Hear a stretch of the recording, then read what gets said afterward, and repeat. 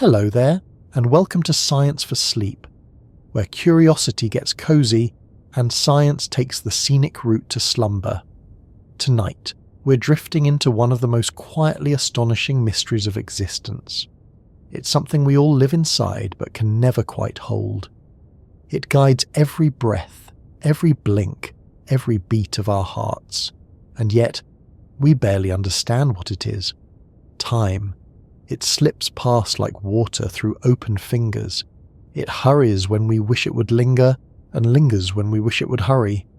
Sometimes it feels like a patient old friend, other times like an impatient stranger tapping their watch. But what exactly is time? Is it a river we float along? A ticking metronome in the sky? A cosmic illusion? Or something even stranger? Before we set sail into this quiet sea of questions, let me ask you something simple and yet impossibly profound. What time is it where you are right now? The numbers glowing softly on your clock. They feel so precise, and yet, after tonight, they may seem far more curious. If you find this little voyage soothing, if it brings even a moment of calm to your evening, I would be deeply grateful if you gave the video a like, maybe subscribed, and help this sleepy little corner of the universe find others who need a bit of gentle wonder too. So settle in, slow your thoughts, and let's begin. Because somewhere between the ticking seconds and the silent stars lies the strange, beautiful mystery of time. Have you ever noticed how slippery time feels? How it stretches, shrinks, dances, and defies any simple rule? You sit through a long meeting staring at a clock that seems to mock you with every tick, each minute feeling like a small eternity. But then, that same evening, you fall into laughter with a close friend, and hours vanish in what feels like an instant. The clock insists that both spans were measured precisely, and yet your mind disagrees. Time, at least as we live it, is not a straight road. It's more like a soft winding path through a forest, some parts familiar and quick, others tangled and slow. Sometimes it's not a path at all, but a strange dream we float through. We've all felt that odd sense of time bending during a dream. A single moment can stretch into what feels like an entire adventure, full of people, places, whole conversations, only for us to wake and realise that mere minutes passed. Or perhaps you've glanced at the clock just before falling asleep, and when you open your eyes again, morning has arrived, like a magician quietly swapping one world for another while you weren't looking. And when you're deeply immersed in something, painting, writing, reading a book you can't put down, time seems to melt away entirely. You're not watching the minutes tick, you're simply inside the moment, and the usual rhythm of time fades into the background as if politely stepping aside. But then there's boredom. Boredom. The ultimate time stretcher. Waiting in a doctor's office, sitting in traffic, or listening to an explanation you've heard far too many times. In those moments, time seems to crawl, almost taunting you with its sluggish pace. Every tick of the second hand becomes strangely loud, like a drum beat echoing in an empty room. Of course, this isn't really time itself misbehaving. The seconds aren't growing longer or shorter. Instead, it's something far more personal. Perception. Our brains don't experience time in a steady stream. They stitch it together like a quilt, patching memories, emotions, attention, and expectations into what we call time passing. When you're fully engaged, your brain doesn't bother counting moments. But when you're idle, it starts noticing every little gap, filling the quiet with awareness of each tiny passing second. And then, as we age, something else happens. You may have heard people say, "The years seem to go by faster now," and oddly, they're not wrong, at least in how it feels. When we're children, the world is full of firsts. First steps, first words, first days of school. Each experience is vivid, fresh, and deeply imprinted. Our young minds are constantly gathering new information, creating rich and detailed memories. And because there's so much novelty, Time feels expansive, stretched wide like the long days of summer. But as we grow older, routines settle in. The commutes, the emails, the familiar faces and places. These moments begin to blur, to repeat, to merge into one another. Our brains, efficient as they are, stop recording as many fine details. The mental scrapbook for each year grows thinner, and so, looking back, entire months can feel like they slipped past in the blink of an eye. It's not that the clock moves faster, it's that we're writing fewer pages into the book of our days. Then there are emotions, powerful amplifiers and distorters of time. Fear, for instance, has an extraordinary ability to stretch time. When you've narrowly avoided an accident or felt sudden danger, everything seems to slow down. The moments become thick, detailed, surreal. Your brain, under stress, records more information per second, creating a vivid, almost slow-motion replay in your memory. It's not that time itself slowed, it's that your perception flooded with data, making those moments stand out like heavy brushstrokes on a painting. Conversely, joy often speeds time up. A perfect afternoon at the beach, a wedding day, an evening filled with laughter. These moments fly, carried away by happiness, leaving us with a bitter-sweet feeling of where did the time go? In happiness, we live in the moment, and in doing so, we stop counting. Anticipation plays its own tricks too. When you're waiting for something wonderful, a long-awaited trip, a reunion, a holiday, time slows in the lead-up. The final week before vacation always feels curiously long. Your mind rehearses possibilities, builds expectations, and the waiting becomes its own endless event. But once the moment arrives, it often passes quickly, like sand slipping through your fingers. There's also the phenomenon of prospective versus retrospective time. In the moment, time might feel fast or slow depending on your level of engagement. But when you look back, the equation flips. An uneventful week may feel like it lasted forever while you lived it, but in memory it vanishes as a thin slice of sameness. Meanwhile, a single intense day packed with new sights, sounds and surprises might feel brief as you experience it, yet take up a large, vivid space in your memory afterwards. It's as though our minds aren't really measuring time at all, they're measuring change. The more change we perceive, the longer time seems. This is why, for many, childhood summers feel endlessly long, while adult years seem to disappear. Novelty slows time, routine speeds it up. Even our bodies have their own secret clocks ticking inside us. When you're tired, time drags. When you're energized, time flows.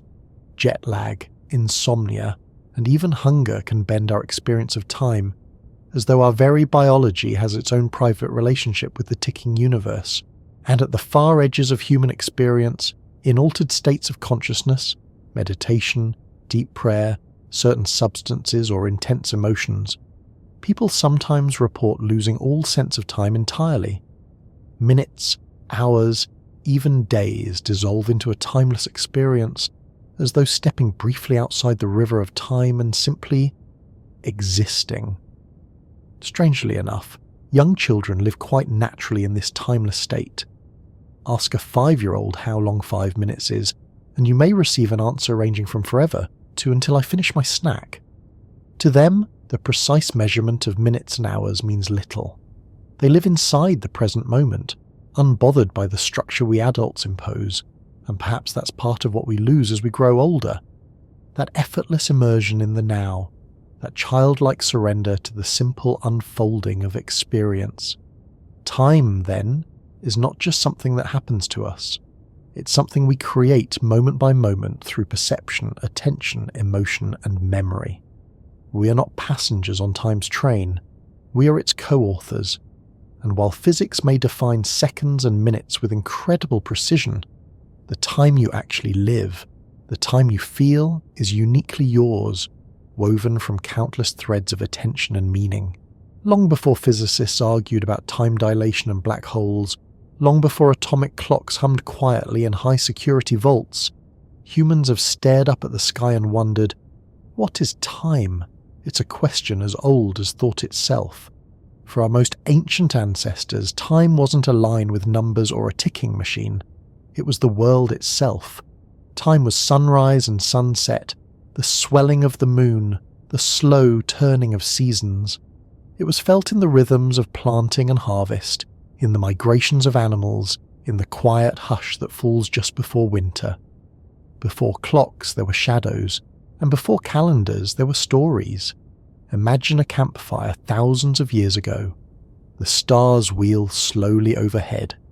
The crackling flames dance, and in the soft glow, an elder begins to speak. The sun rises because the great bird carries it across the sky. The seasons change because the gods breathe warm and cold into the world, and one day the stars will fall and time will end. Time in many early cultures was a story told by nature, by gods, spirits, animals, and cosmic forces. It wasn't counted, it was lived. In ancient Egypt, time was bound to the cycles of the Nile. The river's yearly flood marked both the end of one year and the birth of another. Their calendar was built on the stars, specifically the rising of Sirius, which heralded the life-giving floods. To them, time was not just motion, it was a gift. In Mesopotamia, one of humanity's earliest cradles of civilization, time was measured with surprising precision, not with gears or quartz, but with simple observations of the heavens.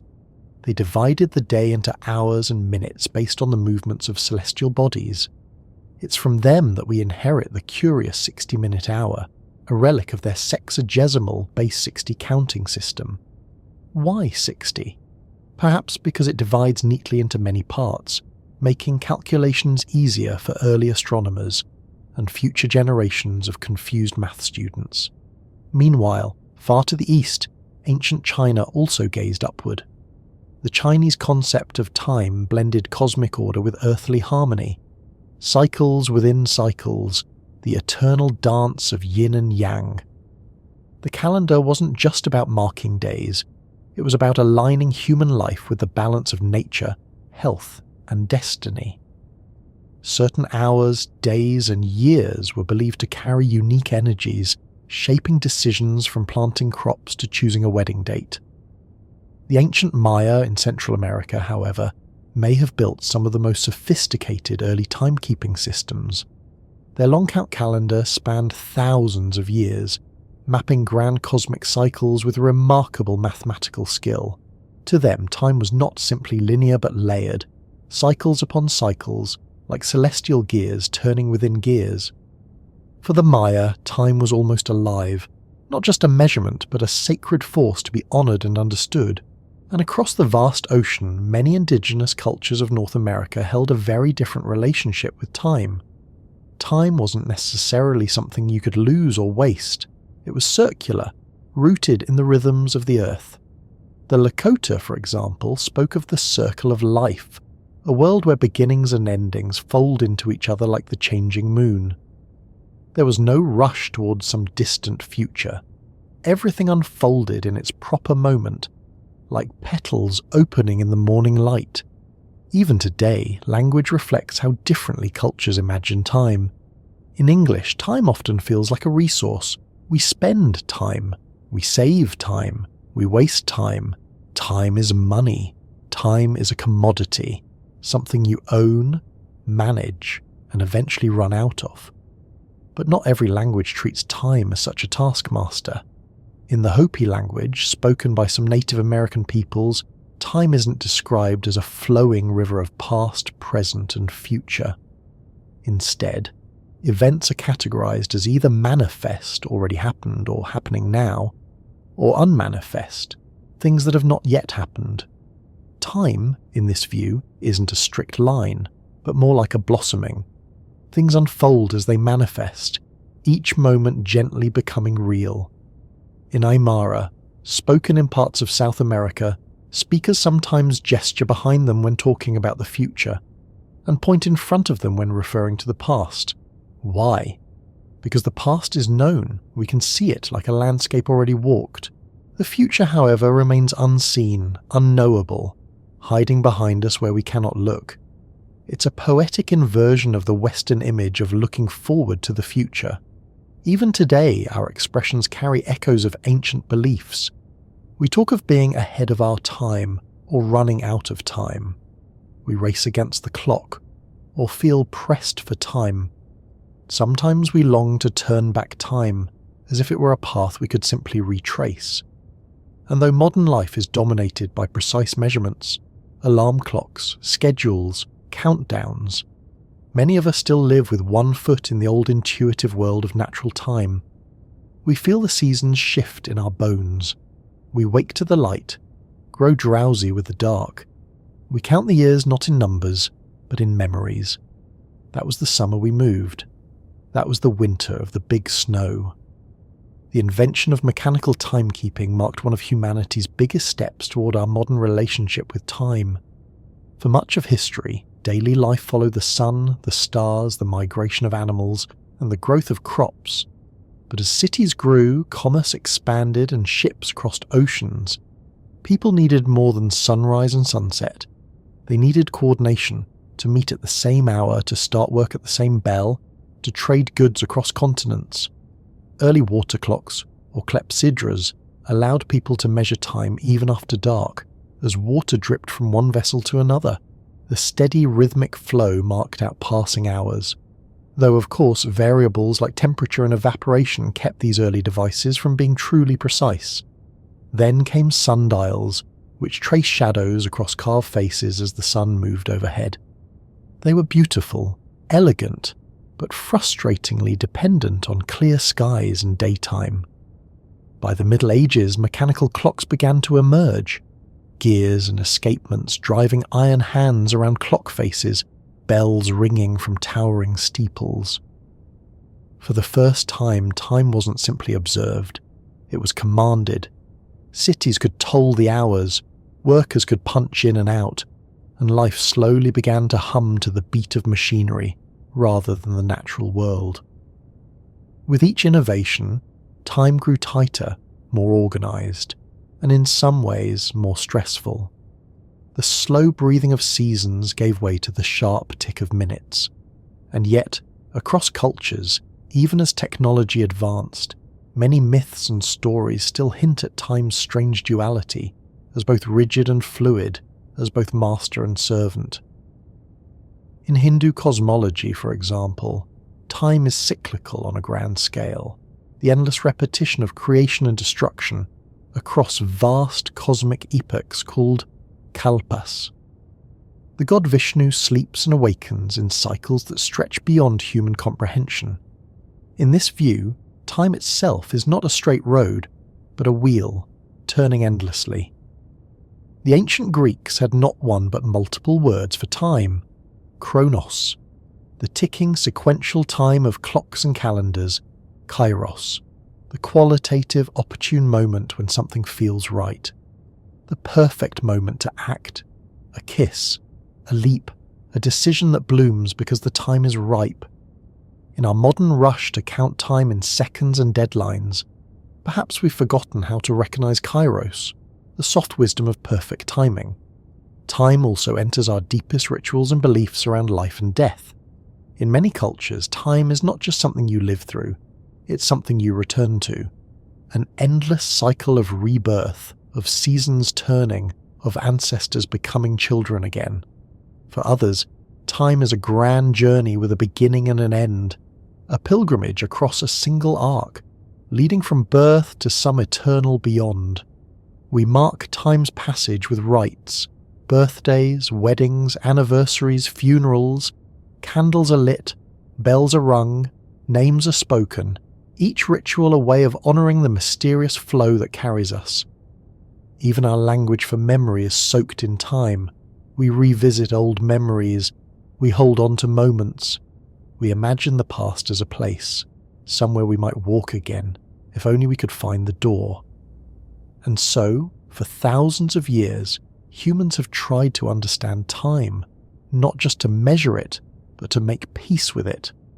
We have worshipped time as gods. We have told stories of immortals who step outside of time entirely. We have feared time's cruel march and longed to reverse it. And through it all, one quiet truth remains. Time feels different to every one of us. No two people experience a moment the same way. No two lives move through the same rhythm. Your time, your private, personal thread through the universe, is unlike anyone else's. And perhaps that is why, even today, with all our science and clocks and equations, time still whispers to us like a mystery. It is rhythm. It is memory. It is change. It is simply life unfolding. By now, we've floated through how time feels, how ancient cultures described it, and how it's woven into our languages and rituals. But now, let's slowly turn the lantern toward the cool, quiet halls of science, where time is not only experienced, but carefully defined, measured, and sometimes questioned altogether. What exactly is time? Even science struggles with this. Time is everywhere in science, but oddly it's rarely defined. Most theories simply assume time exists and describe how things change within it.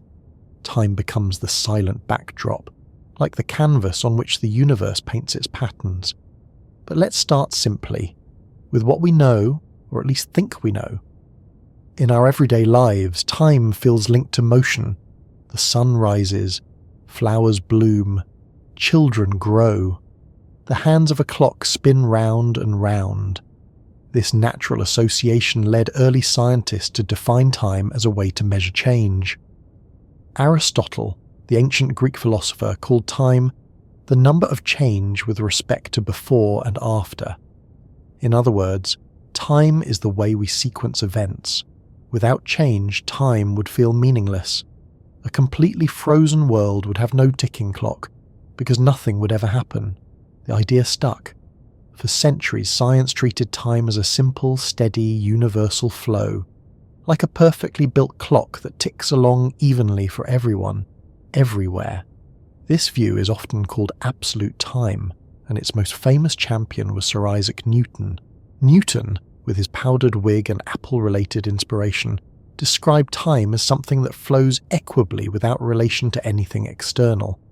In Newton's world, you could imagine time as a vast invisible river, always flowing forward at the same speed, no matter where you are, no matter what you're doing.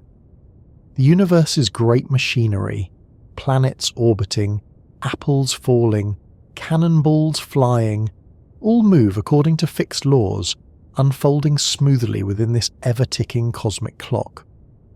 Drop a stone today or tomorrow, and Newton's equations could predict exactly where it would land at any given moment, because time itself was considered a constant, reliable backdrop. For everyday life, Newton's time works beautifully. When baking a cake, catching a train, or boiling tea, we still live largely in Newton's world. Seconds are seconds, and clocks march forward in harmony. But while Newton's time feels safe and familiar, it turns out the universe may not be quite so tidy. At the turn of the 20th century, something strange happened. Physicists studying light and electromagnetism discovered behaviours that didn't quite fit inside Newton's neat framework. Light, they noticed, always seemed to travel at the same speed, no matter how fast the observer was moving. This defied Newton's expectations. If you chase a car, it seems to move slower relative to you. But chase a beam of light, it still moves away at exactly the same speed. This bizarre puzzle haunted scientists, until a young patent clerk named Albert Einstein offered an extraordinary answer. In 1905, with his theory of special relativity, Einstein quietly shattered the comfortable world of absolute time. Einstein proposed that time isn't the same for everyone everywhere.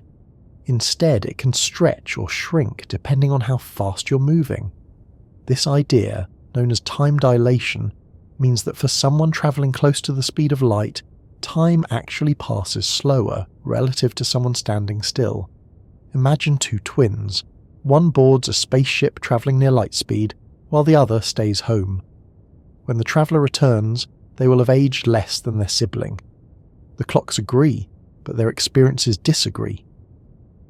The traveller has literally lived less time. This isn't science fiction. It's been proven experimentally, using highly accurate atomic clocks placed on fast-moving planes, satellites, or even simply by comparing clocks at different speeds on Earth.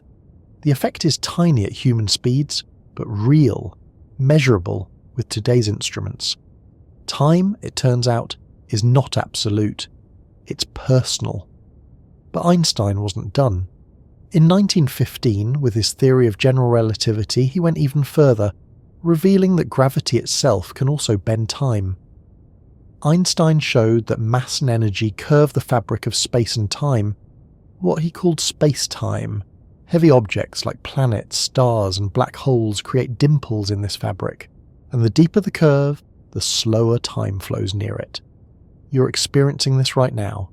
The gravitational pull of Earth slows time just slightly compared to someone floating far away in deep space.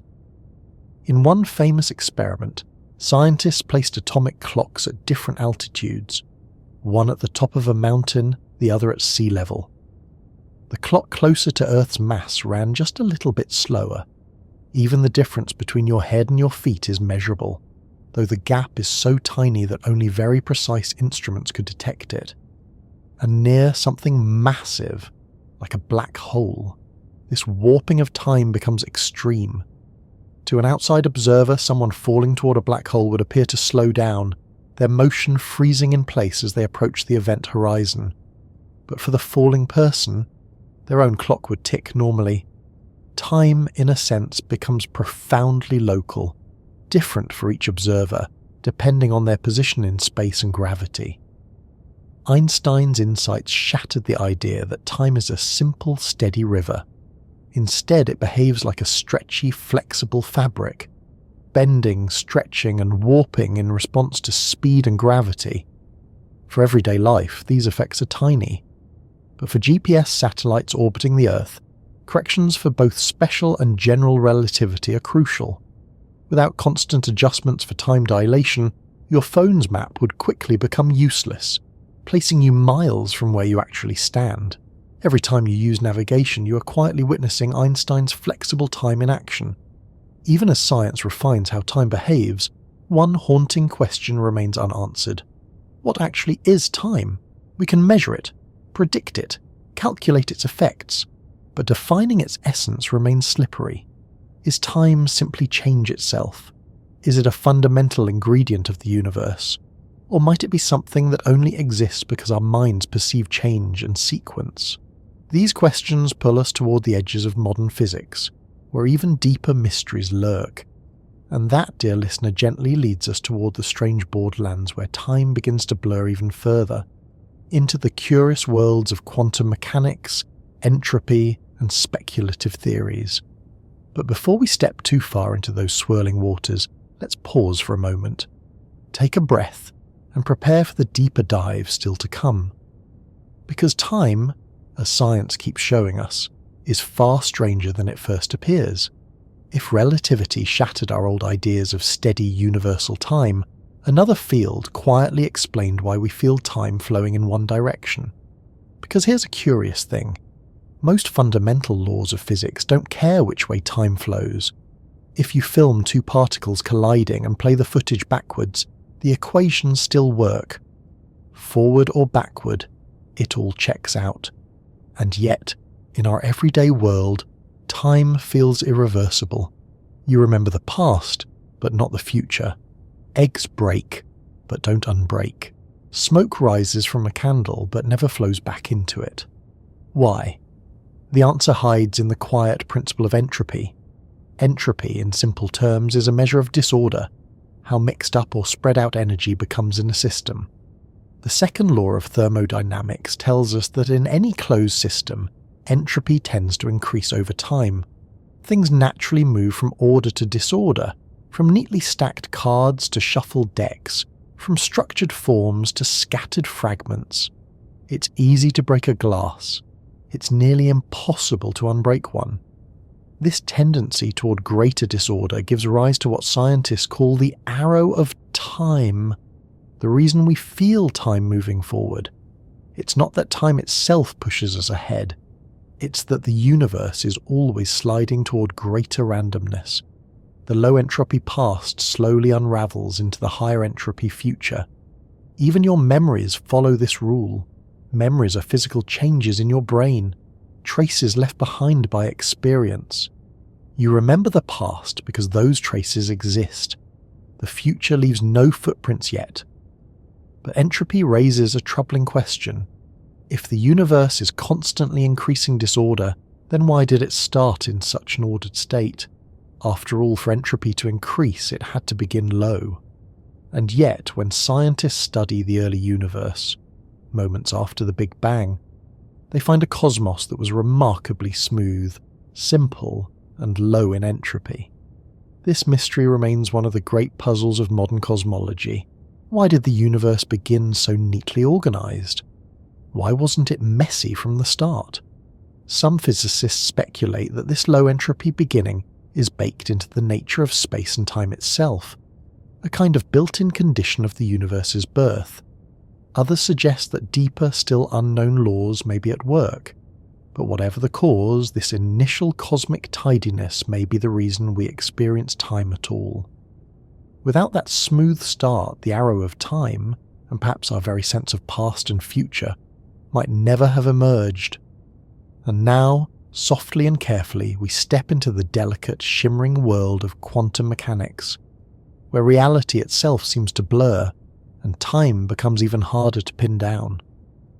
In the quantum world, particles do not sit neatly in place like tiny marbles. Instead, they exist as probability waves, mathematical clouds describing where they might be and what they might do. When we measure them, the wave collapses into a definite state. But before that moment, the particle is not exactly anywhere, or perhaps it's everywhere at once. But what about time in this strange realm?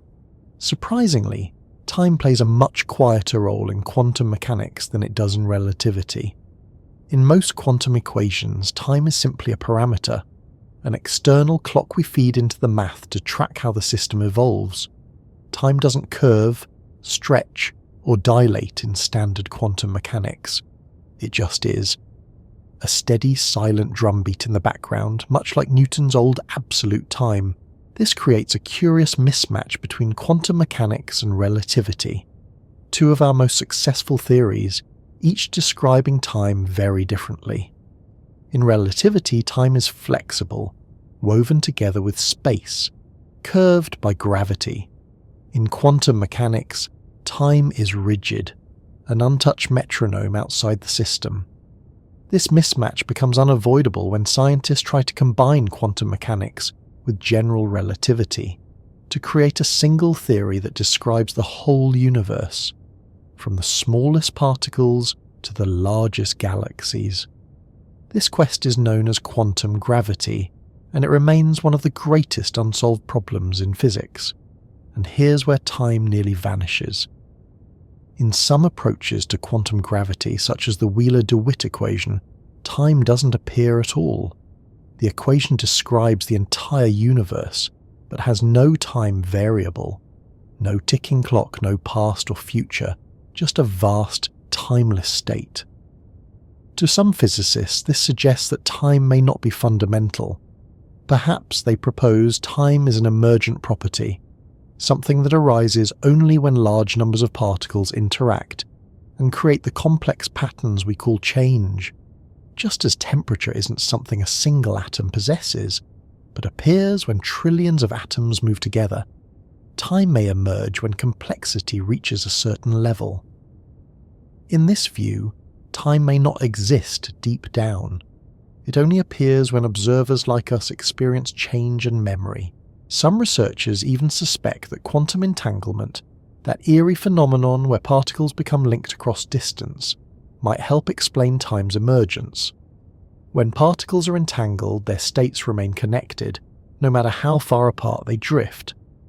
And as the universe becomes more entangled over time, some theorists propose the very sense of time flowing may emerge from the growth of these connections. It's as though time is not a separate ingredient of the universe, but a shadow cast by deeper hidden relationships between particles. Still other interpretations suggest an even more fantastical possibility: the many worlds interpretation of quantum mechanics. In this view, every time a quantum event occurs, reality branches into multiple parallel timelines, one where the coin landed heads, another where it landed tails. Every possible outcome exists in some branch of reality. In many worlds, time isn't a river.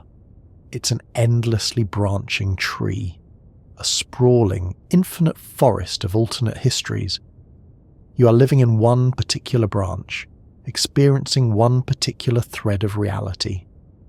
But countless other versions of you may exist, living out different choices, different moments, different futures. In this vision, time becomes less about a single flow and more about an expanding web of possibilities. And yet, despite all these dizzying ideas, we wake up every morning, brush our teeth, drink our tea, and live inside a world where time feels steady, predictable, and deeply real. Why? Perhaps it's because our human minds evolved to experience time as a sequence. Our brains string together events into narratives, into stories of cause and effect. We remember the past, imagine the future, and anchor ourselves in the present. Even if time at its deepest level is strange or illusory, our perception stitches it into a flowing river. Our lives, after all, are stories, and every story needs a beginning, middle, and end. And so, dear traveller, as we reach the edge of modern science's understanding of time, we find ourselves not with neat answers, but with an even deeper sense of wonder. Time is not simply a ticking clock. It is memory, change, possibility, and perhaps something far stranger, shimmering quietly at the very heart of reality. So far, we've wandered through feelings, cultures, and even the strange theories of physics that try to describe time. But there's another layer we've yet to fully explore. How do we actually measure time? Because while time remains mysterious in theory, humans have spent thousands of years trying to capture it, to hold it still, to count it, to build devices that mark its flow. Let's begin with perhaps the oldest and simplest tool of all, the sundial. For ancient peoples, the movement of the sun offered a reliable rhythm. A stick planted upright in the ground cast a shadow that crept slowly around as the earth turned. The sundial turned sunlight into a kind of cosmic clock face. It worked as long as the sun shone. But humans, being endlessly inventive, wanted something that worked even in the dark. Enter the water clock, or clepsydra, one of humanity's earliest mechanical timekeepers. Water would drip or flow at a steady pace from one container to another, marking off roughly equal periods. Some were surprisingly sophisticated, using gears or carefully carved basins to adjust the flow. Yet water clocks had their weaknesses. Temperature and evaporation could change their accuracy. Later came sand clocks, hourglasses, steady streams of fine grains falling through narrow glass tubes. These devices were simple, portable, and elegant, but still limited to relatively short intervals. As the centuries advanced, mechanical clocks emerged, gears, weights, and escapements turning hands around clock faces. For the first time, people could measure not just hours, but minutes and seconds, dividing time into increasingly precise slices. But even these devices drifted. A bump, a gust of wind, or the wear of metal teeth could shift the rhythm. And as society grew more interconnected, small inaccuracies became big problems, especially at sea. Sailors navigating across vast oceans desperately needed accurate time to calculate their longitude. Even a few minutes of error could mean being hundreds of miles off course. The solution arrived through sheer stubborn brilliance. The marine chronometer, perfected by John Harrison in the 18th century, kept steady time even as ships rocked on stormy seas. With it, sailors could finally chart their position with confidence, and global navigation changed forever. But science, never content to stop, kept refining its clocks. In the 20th century, a new kind of timekeeper arrived, one that didn't rely on flowing water, falling sand, or moving gears.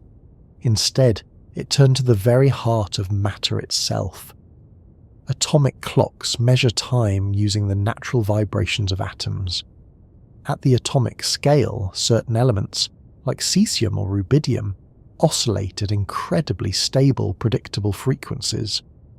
A cesium atom, for example, ticks precisely 9,962,731,270 times per second as its electrons shift energy levels. That number isn't just trivia, it's now the official definition of a second according to the International System of Units. Atomic clocks are so stable that, if you left one running for 100 million years, it might drift by less than a second. They are, for all practical purposes, the most precise clocks ever built. Today, atomic time forms the backbone of our global civilization. GPS satellites rely on atomic clocks to provide accurate navigation. Even a few billionths of a second of error would make your map directions wildly inaccurate. Telecommunications networks synchronize data across continents. Financial markets timestamp trades to the microsecond. Internet servers coordinate traffic to ensure the digital world flows smoothly. Without atomic time, our modern world, filled with smartphones, airplanes, and digital transactions, would simply collapse into chaos. And yet, even atomic clocks are not quite perfect. Scientists are now building optical lattice clocks, which may eventually define time even more precisely, counting oscillations of light itself. These cutting-edge devices could measure seconds so finely that they would lose less than a second over the entire age of the universe. As we chase ever greater precision, we edge closer to the strange realization: we can measure time with astonishing accuracy, and yet we still aren't entirely sure what time actually is. While we measure time in these increasingly fine units, time doesn't just sit idly ticking away. It shapes everything about our existence, from the stars above to the cells inside us. Take the lifespan of stars. Stars live, age, and die on scales that dwarf human experience. Our own sun has been burning for about 4.6 billion years and will continue shining for several billion more before swelling into a red giant and eventually collapsing into a white dwarf. And across the cosmos, time sculpts even grander patterns.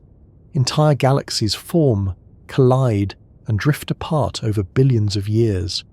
Light from distant stars takes eons to reach us. When we gaze at the night sky, we're not seeing the universe as it is, but as it was, millions or even billions of years ago. The stars are distant not just in space, but in time. Time also governs the tinier scales. At the level of subatomic particles, certain processes occur with astonishing regularity. For instance, radioactive isotopes decay at precise rates, described by half-lives, a kind of natural atomic clock. Carbon-14, for example, decays at a known rate, allowing scientists to date ancient bones, artifacts, and fossils with remarkable accuracy. Even life itself is tightly bound to time's rhythms. Inside every living creature, from humans to sunflowers to tiny cyanobacteria, there ticks an internal rhythm known as the circadian clock. The word comes from Latin, circa diem, about a day. This natural clock regulates countless bodily functions: sleep and wake cycles, hormone levels, body temperature, metabolism, even how well certain medications work at different times. At the center of this system in humans lies the suprachiasmatic nucleus, SCN, a tiny cluster of neurons in the brain's hypothalamus. It receives light signals through the eyes and resets itself daily to match the rising and setting of the sun. Without these daily resets, the clock begins to drift, which is why astronauts, shift workers, or people living in polar regions often struggle with disrupted sleep and mood. Jet lag, insomnia, seasonal depression. Many modern ailments are, at their core, battles with time itself. And while our bodies run on this probably 24-hour cycle, every cell carries its own molecular clocks, intricate feedback loops of proteins that tick quietly inside us, synchronized like instruments in a symphony. But perhaps nowhere is time more personal than in our own minds. The brain doesn't record time like a clock records seconds. Instead, it creates sequences of memories, stitching together experiences into a story we call our life. In the hippocampus, a seahorse-shaped region of the brain, neurons known as time cells seem to activate in specific sequences as we form memories. These patterns help us understand not just what happened, but when it happened. Disruptions to these neural timekeepers can cause confusion, disorientation, or even conditions like amnesia, where the sense of before and after dissolves. This subjective experience of time is deeply tied to attention, emotion, and novelty. When we're bored, time seems to crawl. When we're thrilled, it races. When we look back on highly detailed memories, time feels full and rich. When days blur into routine, months seem to vanish. Our brains aren't simply clocks. They are storytellers, crafting our personal sense of time moment by moment. But even beyond memory and biology, there are moments when time behaves, or at least feels, profoundly strange. Consider the phenomenon of time dilation near black holes, one of the most dramatic predictions of Einstein's general relativity. If you hovered near the event horizon of a black hole, time for you would slow compared to distant observers. To those far away you would appear frozen, your movements stretched into eternity. But to you, time would feel perfectly normal, your heart still beating, your thoughts still flowing. In an extreme scenario, you might spend just minutes near the black hole, while millions of years pass for the rest of the universe. Science fiction loves to play with this idea, but it's grounded in real physics. Or take the theoretical possibility of closed time-like curves, loops in space-time where, under exotic conditions, an object might theoretically travel into its own past. Physicists debate whether such loops could exist without creating paradoxes. In some models, the universe prevents contradictions through self-consistency, ensuring that any time traveler would always end up fulfilling the events they sought to change. These possibilities remain deeply speculative, but they hint at how flexible, even playful, time might be at the edges of known physics. And as we pause here at the threshold of these strange frontiers, we begin to see that time, once imagined as simple, steady, and absolute, is anything but. It is elastic, it is layered, it is deeply personal, and perhaps, at its deepest levels, not even fully real. But there's still more to explore, because beyond black holes, atomic clocks, and neural rhythms lies one of the most ancient, haunting questions of all. Does time truly exist at all? And so, as we gently continue drifting along the strange and wonderful stream of time, we arrive at one of its most playful frontiers, the realm of paradoxes, the what-ifs, the places where science begins to whisper questions that sound suspiciously like science fiction. Because while we live our lives grounded in the firm march of seconds and minutes, physics sometimes teases us with the possibility that time may not be quite as firmly locked in one direction as we like to imagine. One of the most alluring ideas is that of time travel. Not simply moving forward, as we all do with every heartbeat, but the possibility of travelling backwards, of revisiting yesterday, of witnessing events long past, perhaps even altering them. It is a dream that has fueled countless stories, filled pages of novels, and driven philosophers and physicists alike to scratch their heads. But could it ever be possible? Strangely enough, modern physics doesn't entirely rule it out. According to Einstein's general relativity, the fabric of space-time is not fixed like a rigid floor, but flexible, like an immense cosmic trampoline. Massive objects bend it, motion warps it, and under certain extreme, highly theoretical conditions, it might even be possible to twist space-time into loops, closed time-like curves, where cause and effect could circle back on themselves. One popular concept is the wormhole, a hypothetical tunnel connecting two distant points in space and time. If such a tunnel could exist, and if one end were moved at near-light speed and then returned to its starting position, strange things might happen. The two ends could become desynchronized, allowing a traveller to step through and arrive before they left. But as delightful as that sounds, the practical problems are towering. We don't know if wormholes exist. If they do, we don't know how to keep them stable. The exotic matter required to prevent their collapse may not exist, or may behave in ways we don't yet understand. For now, wormholes remain firmly in the territory of thought experiments, tantalizing, but beyond our current engineering. Even if backward time travel were possible, it introduces a web of unsettling questions. The most famous of these is the grandfather paradox. Suppose you travel back in time and accidentally prevent your grandparents from meeting. If they never met, you would never be born. But if you were never born, who went back in time to prevent their meeting? The loop folds in on itself, defying logic. Some scientists have offered clever ways around this. One is the idea of self-consistency, where any attempt to change the past would inevitably fail, in such a way that events always unfold as they did. You may go back and try to change something, but circumstances would conspire to prevent you from altering the timeline. In this view, history is fixed and immutable, no matter how many time travelers come calling.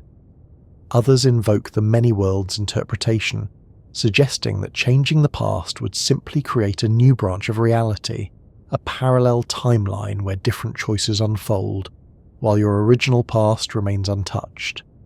In this framework, every possible history exists somewhere in the vast branching multiverse, and your journey merely shifts you to another twig on an ever-splitting tree of realities. Of course, no one has observed any of this directly. Time travelers have not appeared on our doorsteps. No visitors from the distant future have revealed their presence, and so far, every attempt to build a functioning time machine has ended in the firm grip of physics as we know it.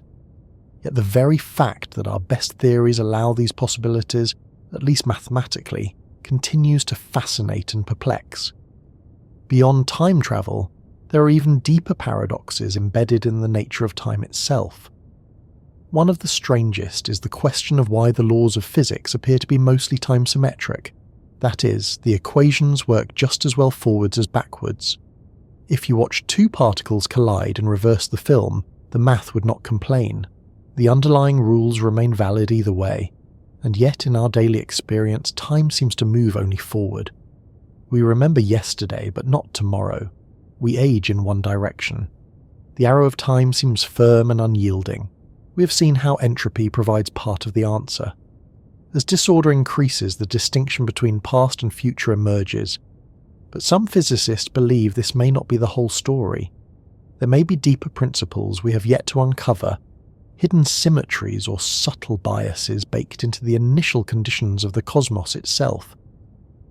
Perhaps the low entropy beginning of the universe is the ultimate reason we feel time's arrow, though why the universe began so neatly remains one of the great unsolved mysteries of modern cosmology. And then, as we float even further into the philosophical fog, we encounter one of the most profound and unsettling questions of all. Does time truly exist? This might sound absurd at first. After all, clocks tick, suns rise and set, we grow older. Surely time is real. And yet, when physicists attempt to describe the universe at its most fundamental level, in theories that combine quantum mechanics with gravity, time often seems to vanish from the equations entirely. In some models, the universe exists as a vast, timeless state, with what we experience as time emerging only as an illusion born from change and correlation. Some propose that time, like temperature, is not a fundamental ingredient, but an emergent property that appears only when many particles interact. Just as a single molecule doesn't possess a temperature on its own, perhaps time appears only when the complex dance of countless particles gives rise to patterns we recognize as sequences, causality, and flow. In this view, time is not something the universe has. it's something we perceive.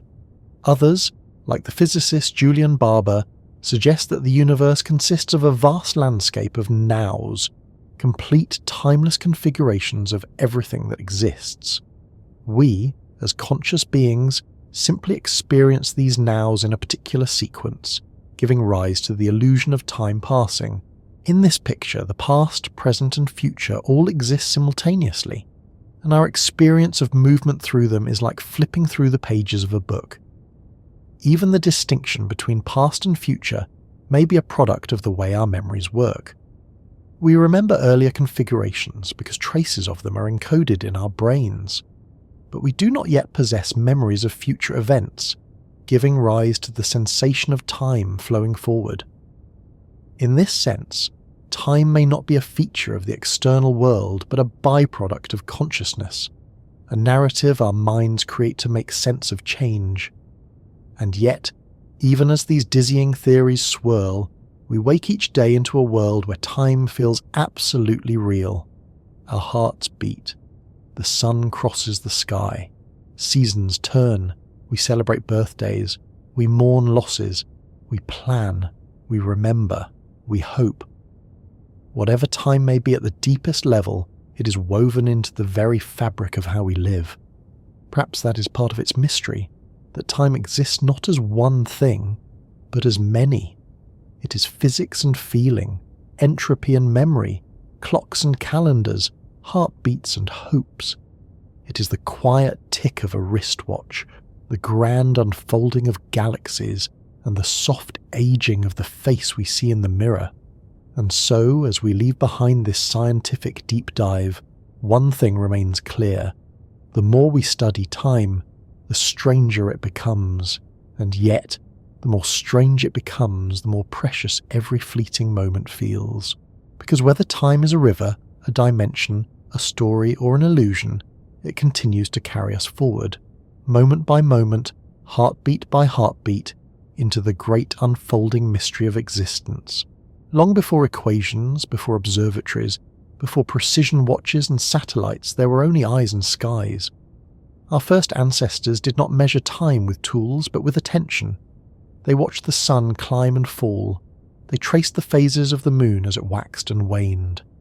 They felt the seasons arrive and depart like steady breaths of the world itself.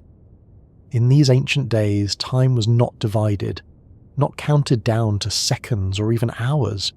It was woven into the fabric of life, the warmth of spring, the hunger of winter, the cycles of planting and harvest, the mysterious pull of the stars overhead. In these early societies, time was deeply tied to survival. The earliest farmers knew that planting too soon or too late could mean hunger or abundance. The rising of certain stars marked the coming floods of great rivers. The moon's face told fishermen when tides would shift. The sky itself became humanity's first clock, vast and reliable, its great wheel turning slowly across the night. It was perhaps in ancient Egypt that some of the first real innovations in timekeeping began to emerge. Around 1500 BCE, Egyptians erected towering obelisks that cast long shadows as the sun moved through the sky. By watching these shadows, they could divide daylight into sections, tracking the slow motion of hours passing. Though their hours were not always equal, some hours stretched longer than those of winter. The division of the day had begun, but the sun's light could not be counted at night, and so ingenious minds turned to flowing water. Water clocks, or clepsydras, became one of the earliest continuous ways to measure passing time. They worked by allowing water to drip or flow at a steady rate from one container to another, the gradual rise or fall of liquid marking time's movement.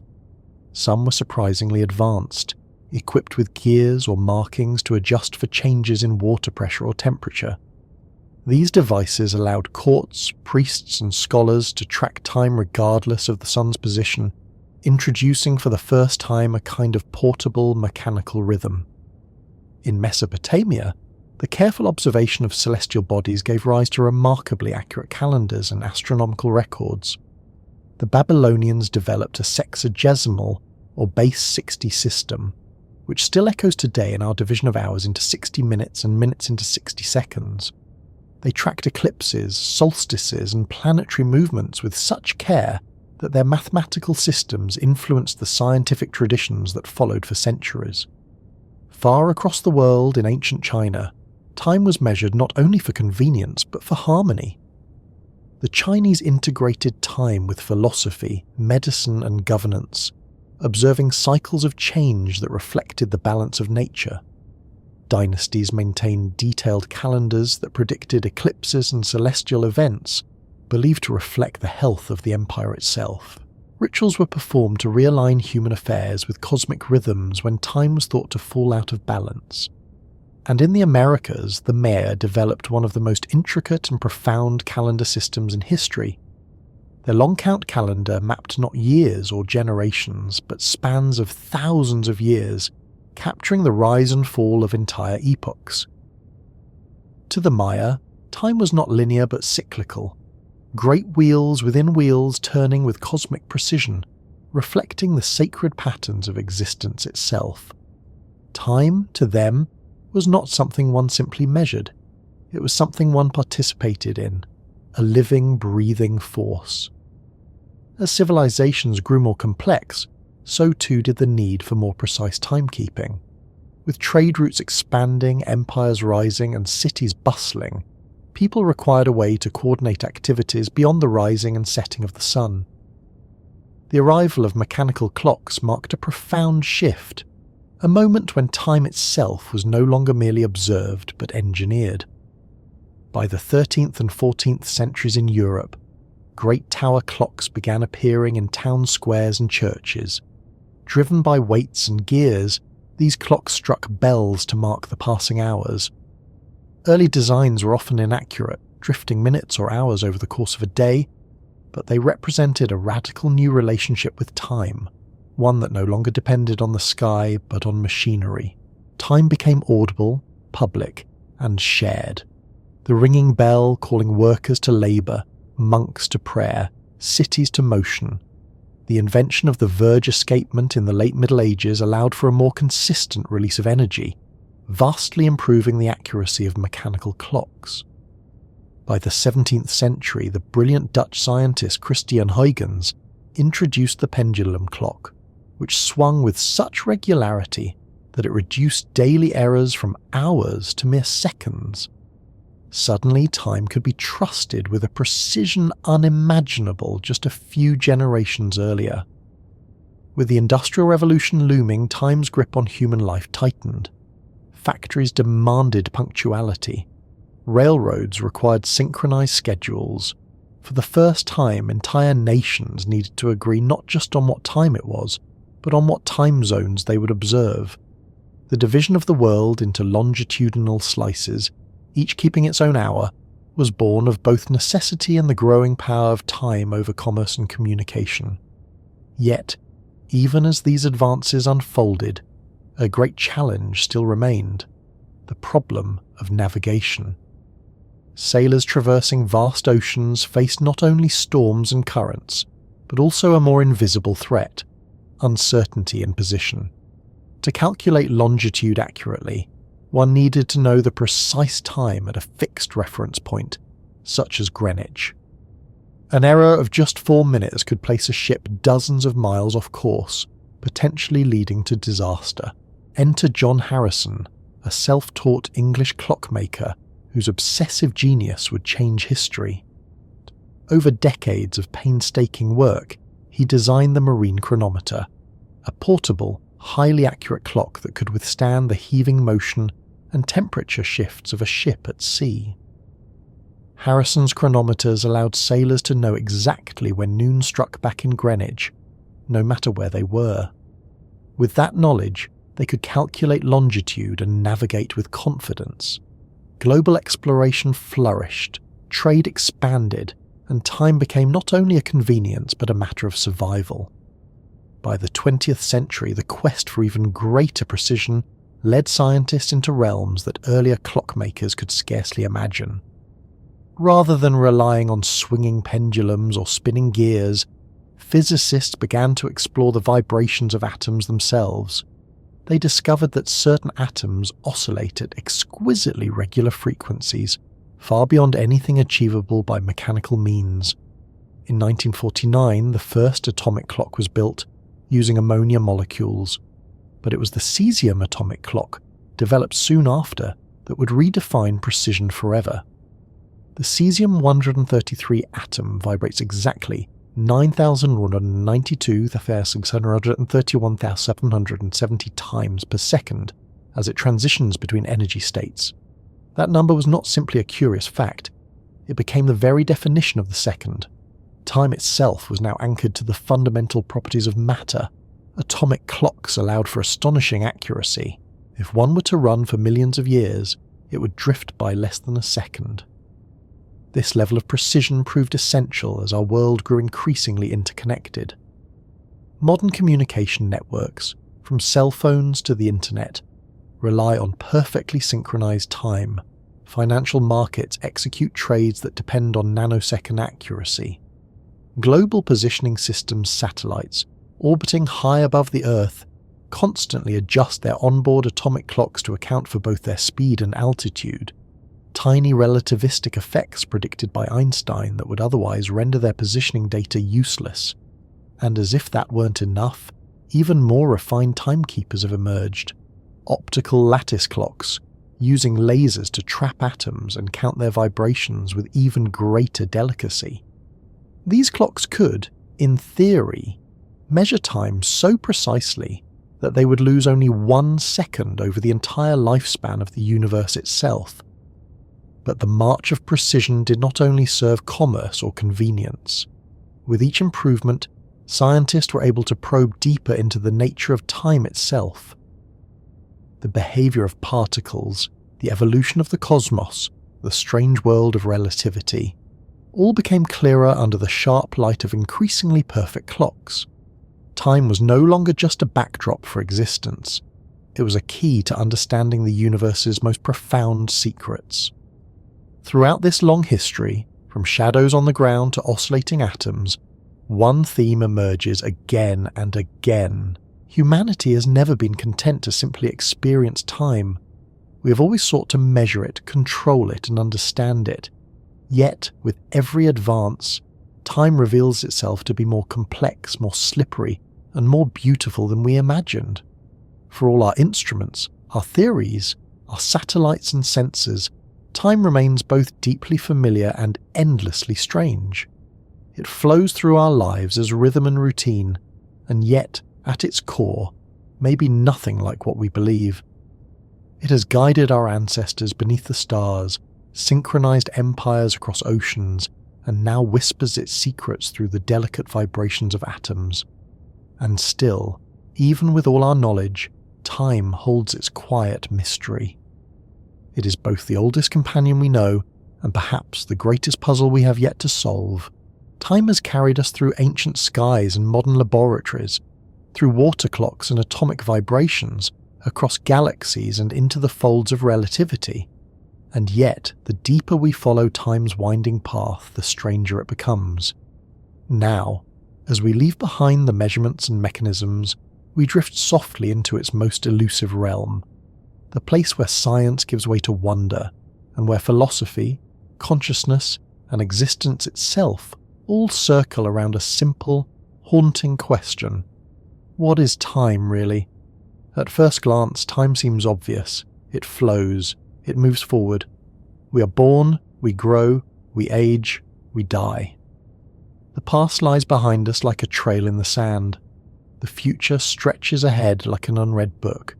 We speak of seconds ticking by, of minutes slipping away, of years accumulating like fallen leaves. Clocks spin, calendars turn, and every heartbeat nudges us forward, never back. But behind this everyday certainty hides something unsettling. Much of the universe may not share our sense of time at all.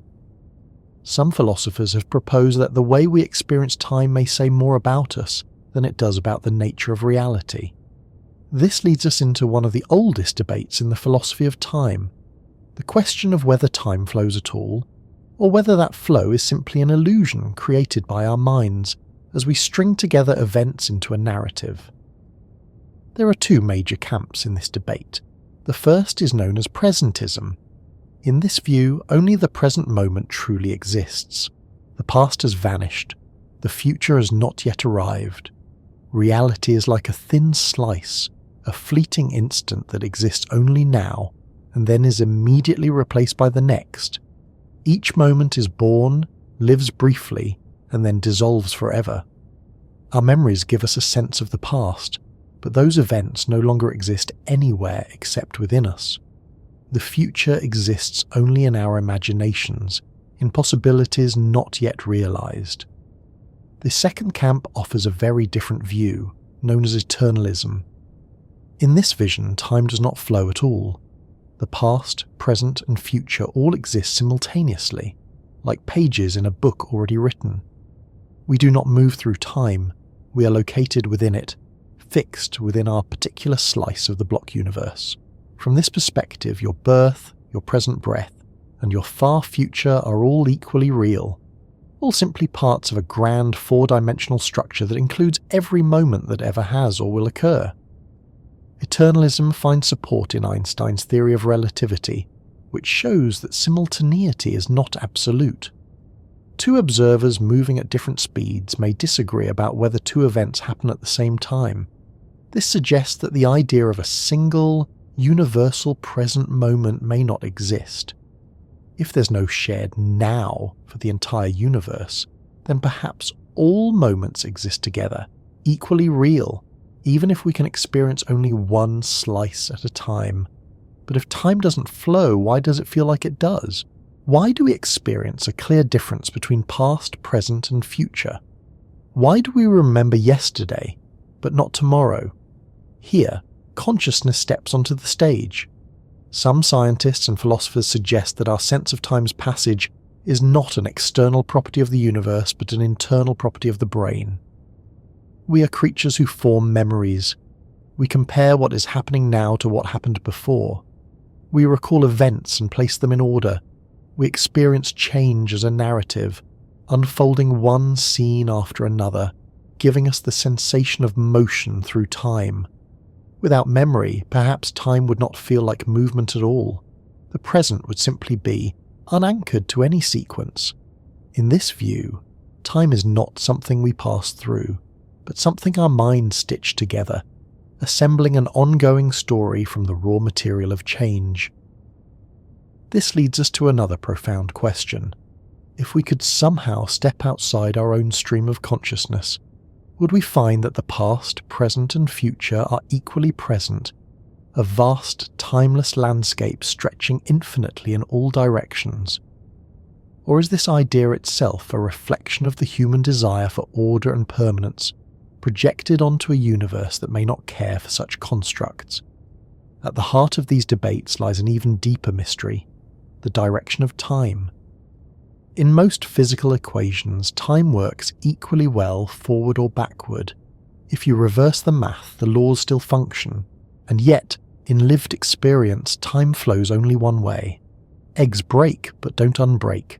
Smoke rises but does not return to the candle. We grow older but never younger. As we've seen, the second law of thermodynamics offers one explanation: entropy. The gradual increase of disorder in the universe gives time its arrow.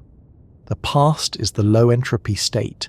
The future is the high entropy state. The reason we remember the past but not the future may be that traces of the past exist as ordered information, while the future has not yet unfolded into structure. But entropy may not fully answer the question. Some theorists wonder whether the arrow of time is built into the very geometry of the cosmos, or whether it's simply a property of how conscious beings experience information. In the quantum world, where uncertainty and probability reign, time's direction becomes even more slippery. Some physicists speculate that time itself may not be fundamental at all. In certain models of quantum gravity, when scientists attempt to combine the equations of quantum mechanics with general relativity, time seems to drop out of the equations entirely. These timeless models describe the state of the entire universe without reference to any ticking clock. In such theories, time may emerge only as an approximation, a useful concept for beings like us living within the complexity of macroscopic reality. Perhaps time is not part of the universe's deepest structure, but a byproduct of relationships between things, between particles, between memories, between causes and effects. Like temperature, which does not exist for individual molecules but emerges from the collective motion of many, time may appear only when complexity arises. It may not be a substance that flows, but a pattern that emerges. And yet, even here, some suggest that what we call time may be deeply tied to entanglement, that eerie quantum phenomenon where particles become linked across space, influencing one another instantly regardless of distance. Some researchers propose that as the universe becomes increasingly entangled, the growth of these quantum connections gives rise to the appearance of time's flow. In this speculative view, time itself may be born from the expanding web of quantum relationships, like a rhythm emerging from the synchronized beating of countless invisible hearts. Others push the boundaries further still. In the many worlds interpretation of quantum mechanics, every possible event spawns a branching universe. Each decision, each random quantum fluctuation creates new realities, endlessly splitting into parallel timelines. In such a multiverse, every moment exists somewhere, and every future plays out in some version of reality. Here, time is not a single thread, but a vast tree of diverging paths. Our sense of a singular future may simply be a consequence of our position within one particular branch of the infinite. And yet, for all these strange and speculative possibilities, our daily experience remains simple and unyielding. We wake up, we eat breakfast, we move through the hours of our day, the sun sets, we dream, we age, we remember, we hope. Time is not just a problem for physics to solve, it is the very stage on which our lives unfold. Perhaps that is why, even as science unravels the equations and challenges our assumptions, the mystery of time never loses its quiet poetry. It is both intimate and infinite. It is the rhythm of breath and the lifespan of stars. It is the passing of seasons and the aging of hands. It is the distance between first love and final parting, between birth and memory. Time remains, in the end, a mirror reflecting both the universe's vast machinery and our own fragile, wandering selves. It humbles us with its scale and comforts us with its familiarity. It baffles physicists and yet cradles children in bedtime stories. It slips away when we're happy and lingers when we're bored. It flees when we chase it and sneaks up when we forget to watch. And perhaps that is its greatest mystery of all, that something so fundamental, so inescapable, so intimately present in every moment of our lives, remains even now elusive. We measure it, we calculate it, we theorize about it, and yet we still do not fully understand what it is. Time may be a flow, a structure, an illusion, a dimension, a pattern, a story, or all of these at once. It may be the breath of the universe itself, or simply the whisper of our own perception, assembling change into sequence. We do not yet know, and perhaps we never will. But even in that uncertainty, there is a quiet beauty.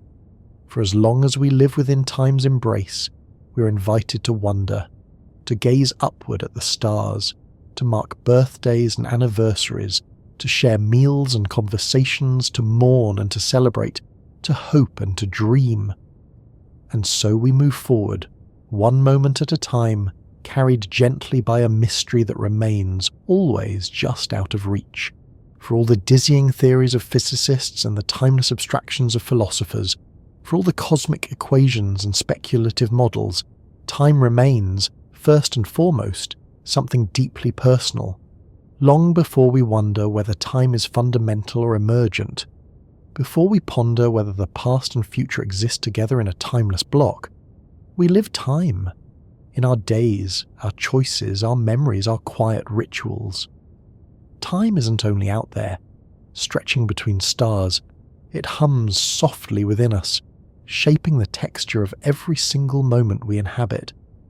We feel time in our bodies from the moment we wake, the gentle tug of drowsiness in the morning, the slow rise of energy as the sun climbs higher, the familiar wave of fatigue that whispers when night returns.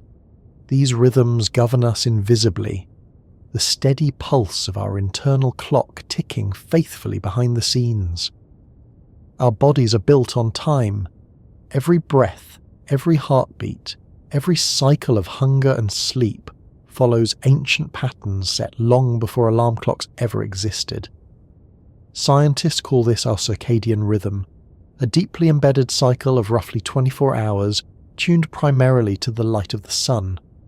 At the centre of this quiet orchestra lies the suprachiasmatic nucleus, a tiny cluster of neurons tucked within the hypothalamus of the brain. It reads the signals of light entering our eyes and orchestrates countless processes throughout our bodies. The release of hormones, the regulation of temperature, the timing of digestion, even the subtle shifts in mood that accompany the changing hours. Without this master clock, our internal systems would drift apart, falling out of sync like instruments playing out of tune. And yet, even this internal rhythm is not exact. Left entirely to its own devices, isolated from light cues in an experiment, the human clock drifts slightly, running a little longer than 24 hours. It is the rising sun each morning that gently resets us, pulling our rhythms back into alignment with the spinning of the planet beneath our feet. When these rhythms are disrupted by jet lag, shift work, or sleepless nights, we feel time's unsettling tug more keenly. Crossing several time zones in a matter of hours leaves our internal clocks confused and unsynchronized. Our minds insist that it's morning, while the world outside glows with the afternoon sun. Digestion falters, sleep refuses to arrive on cue, mood wavers. The dissonance is deeply uncomfortable, not because the clocks disagree, but because time inside us and time outside us have fallen out of step. In the modern world, these disruptions have become increasingly common.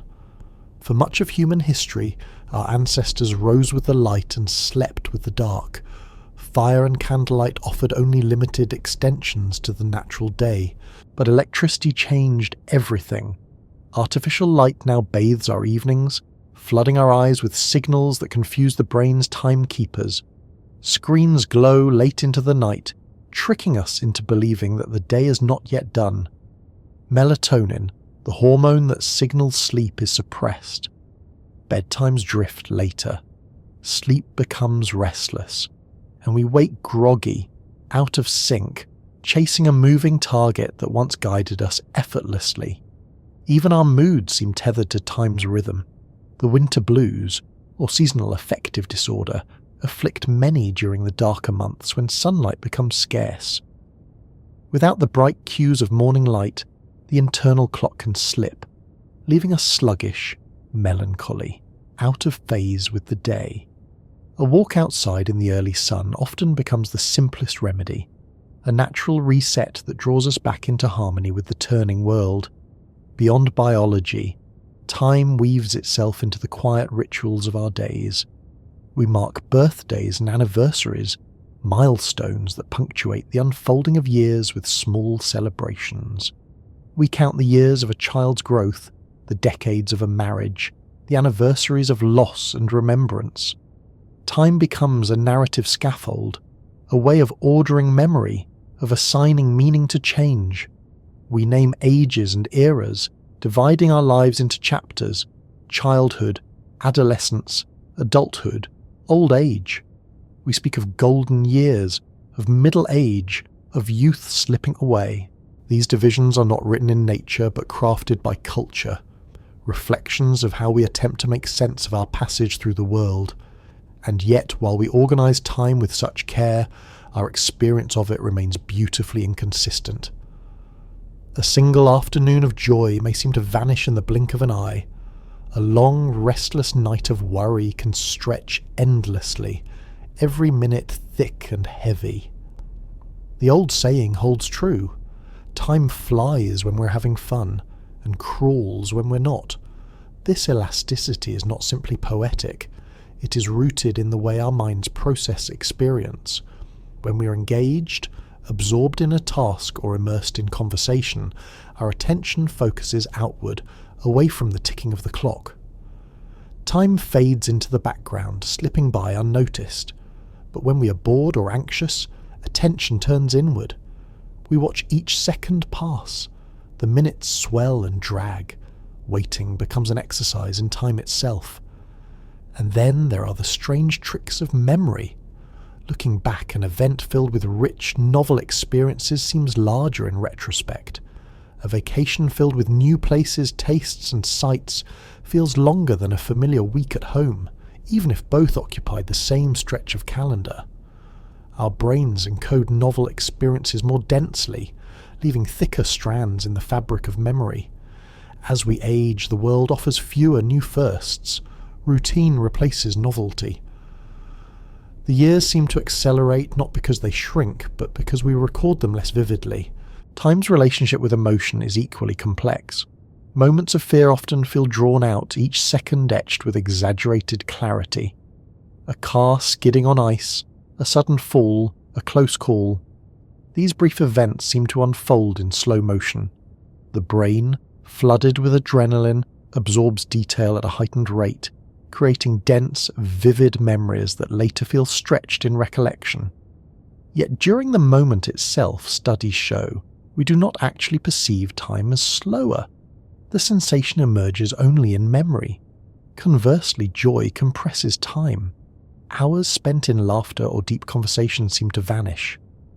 Love shortens evenings. New relationships accelerate weeks into blurs of shared experience.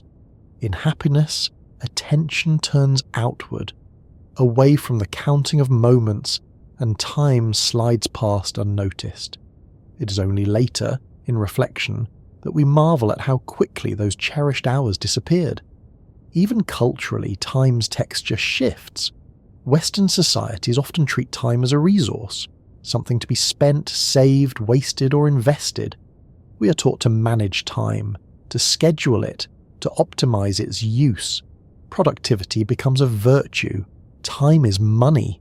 Minutes are precious commodities to be allocated wisely. But not all cultures view time through this lens of currency.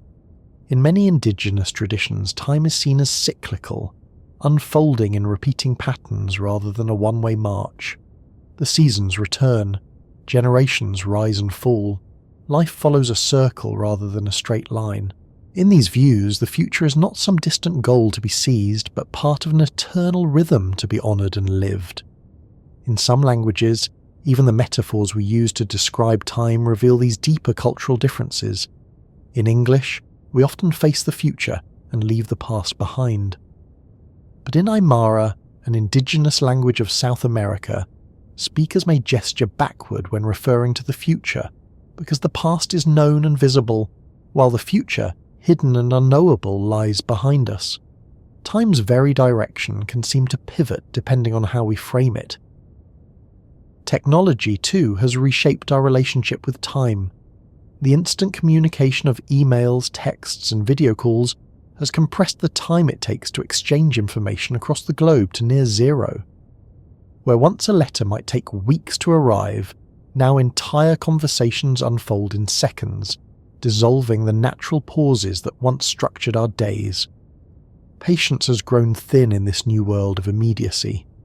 Delays feel longer than they are. Waiting for a message, an order, a reply becomes oddly unbearable when measured against the backdrop of instant access.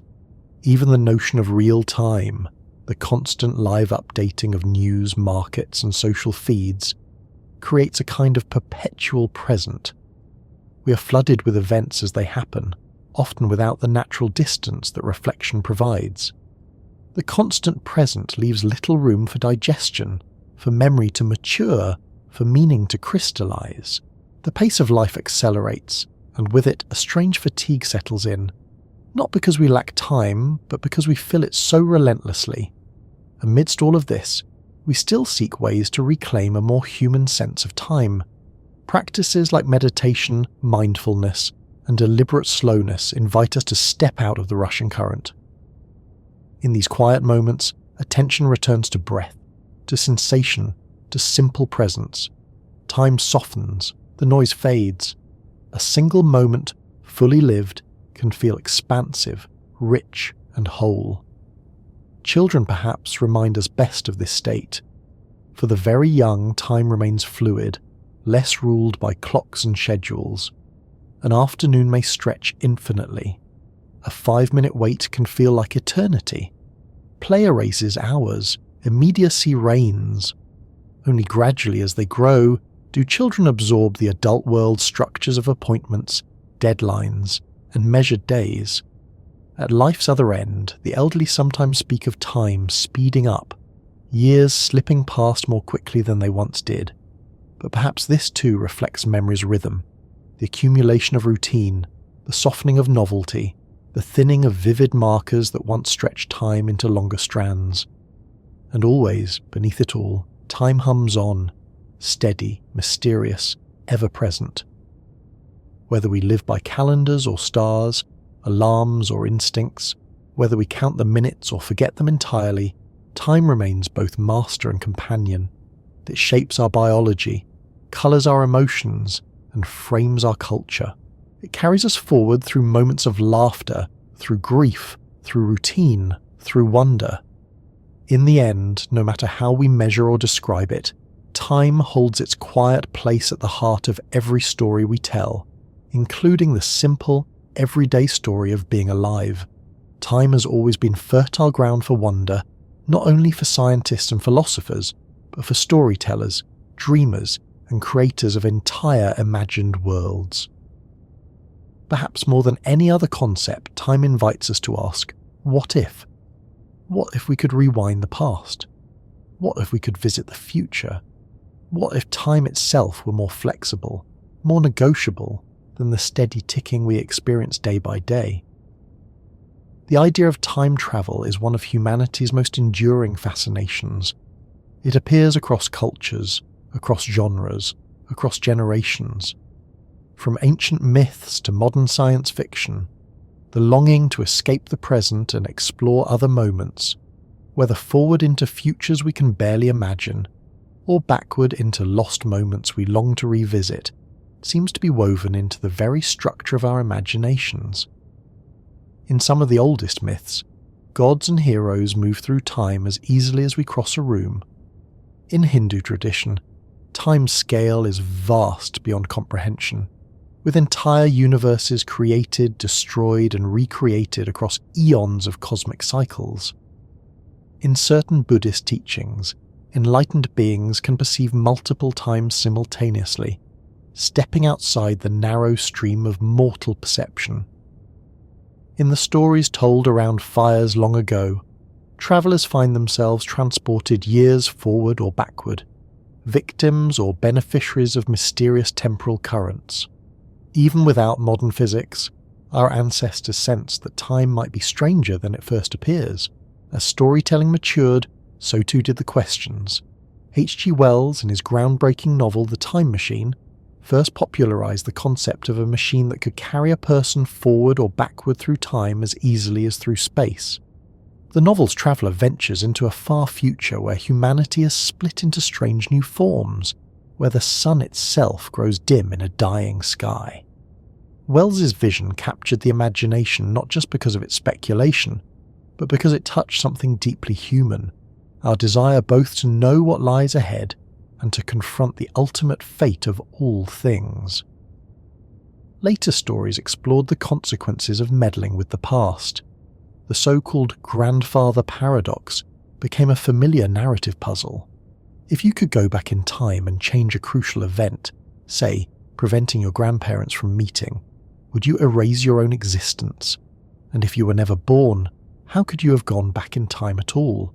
This looping contradiction captures the unsettling logic that arises whenever cause and effect are allowed to bend back upon themselves.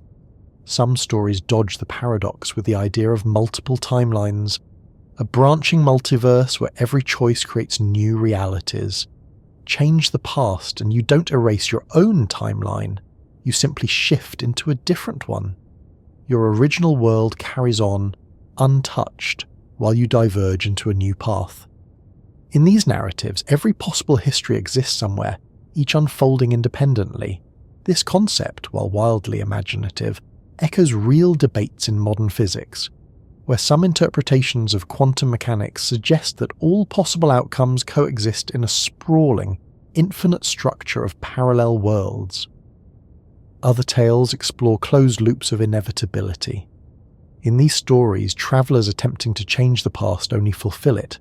Their actions are already part of history, creating the very events they sought to prevent. The attempt to alter fate becomes the mechanism by which fate occurs. This version of time travel is paradoxical in a different way. The future influences the past, but in doing so, preserves its own consistency. The loop closes, unbreakable. Beyond narrative, these paradoxes raise genuine scientific questions. Physicists working within general relativity have proposed solutions like closed time-like curves, pathways through space-time that, in theory, could loop back upon themselves. Under very specific and highly speculative conditions, involving extreme gravitational fields, rotating black holes, or exotic forms of matter, these loops might allow for journeys into the past. But whether such structures can actually exist in nature remains uncertain, and most researchers suspect that deeper physical laws prevent such paradoxes from occurring. Yet the mere fact that our best equations do not entirely forbid such possibilities continues to fuel the imagination. Time, it seems, is not as rigid as our daily experience suggests. Science fiction often pushes these ideas further, imagining entire civilizations that master time's fabric.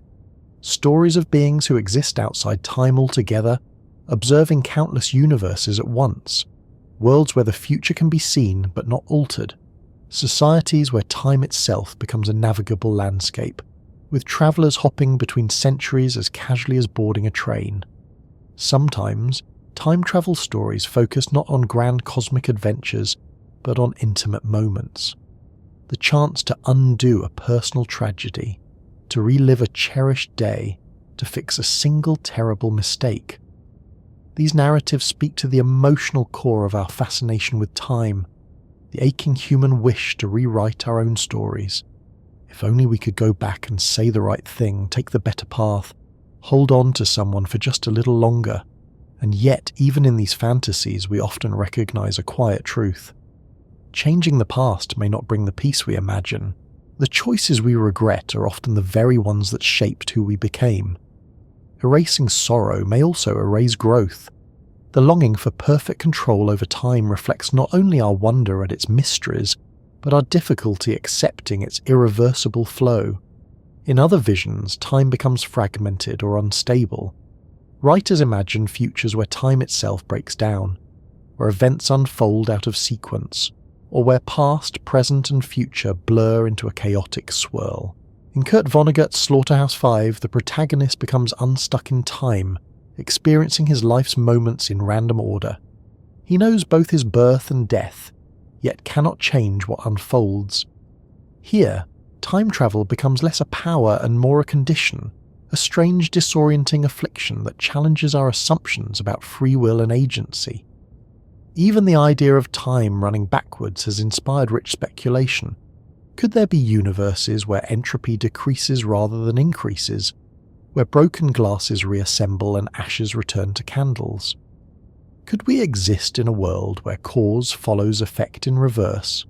Some theoretical models allow for such possibilities under very specific circumstances, though whether such universes could harbour complex life remains an open question. In more recent science fiction, the notion of time loops has gained popularity. Narratives where characters relive the same day or event repeatedly, trapped in an endless cycle. From Groundhog Day to Edge of Tomorrow, these stories explore how repeated experience might change not the world, but the person. With each iteration, knowledge accumulates, skills improve, emotional understanding deepens. The loop becomes a crucible for growth, suggesting that perhaps mastery over time is not about altering external events, but about transforming oneself. Parallel to these fictional explorations, real scientific inquiries continue to probe time's deepest structures, Physicists ponder whether time travel is truly impossible or simply impractical.